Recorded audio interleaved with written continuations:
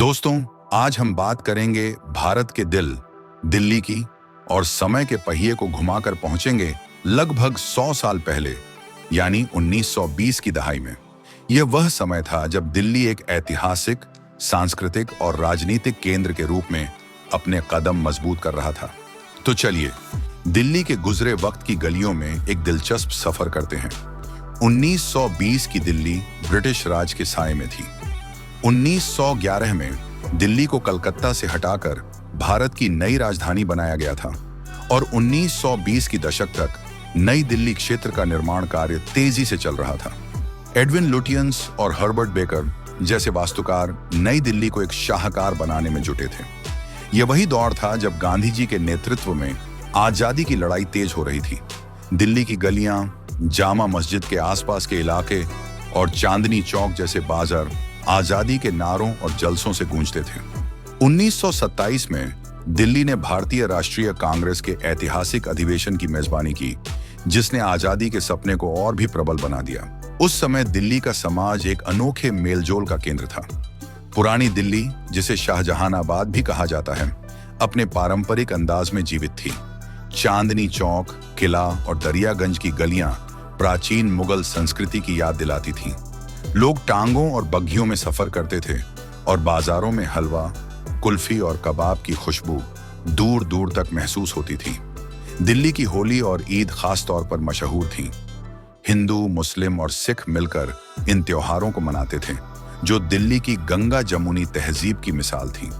दिल्ली के प्राचीन किले और इमारतें जैसे लाल किला, कुतुब मीनार और हुमायूं का मकबरा उस समय भी अपनी शान बिखेर रहे थे, लेकिन उनकी देखभाल वैसी नहीं थी जैसी आज है।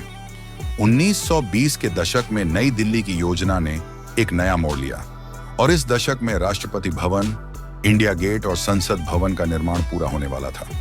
पुरानी और नई दिल्ली के बीच एक खूबसूरत संतुलन बन रहा था, जहां अतीत और भविष्य एक दूसरे से जुड़ रहे थे। आम लोगों की जिंदगी साधारण लेकिन दिलचस्प थी।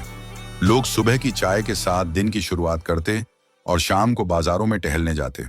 शिक्षा और साहित्य का प्रचार भी बढ़ रहा था। दिल्ली कॉलेज, अब जाकिर हुसैन कॉलेज, उस समय भी एक शैक्षणिक केंद्र था, जहां विभिन्न वर्गों के लोग ज्ञान की तलाश में आते थे। दिल्ली की गलियों में कहानियां और लोकगीत गूंजते थे, जो उस समय के लोगों की भावनाओं और सपनों को बयां करते थे। 1920 के दशक में दिल्ली में शिक्षा को बढ़ावा देने की कोशिशें की जा रही थीं।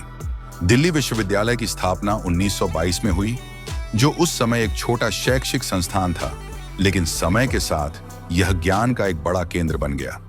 लड़कियों की शिक्षा पर भी जोर दिया जा रहा था और इस दिशा में कई नए स्कूल खोले गए, जैसे आसपास के इलाकों में मिशनरी स्कूल। आजादी की आंदोलन के प्रभाव में छात्र राजनीति और सामाजिक मुद्दों में बढ़ चढ़कर हिस्सा लेने लगे थे। 19वीं सदी के दशक में दिल्ली की अर्थव्यवस्था व्यापार और हस्तशिल्प पर आधारित थी।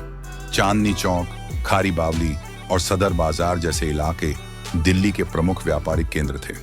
खारी बावली उस समय भी मसालों के सबसे बड़े बाजारों में से एक था, जहां देश भर के व्यापारी खरीद फरोख्त के लिए आते थे। हस्तशिल्प और कला के मामले में दिल्ली प्रसिद्ध थी। खास तौर पर कालीन, चांदी के आभूषण और हाथ से बने कपड़े बहुत लोकप्रिय थे। उस समय के बाजार न केवल व्यापारिक गतिविधियों के केंद्र थे, बल्कि सामाजिक मेलजोल के भी प्रमुख स्थान थे।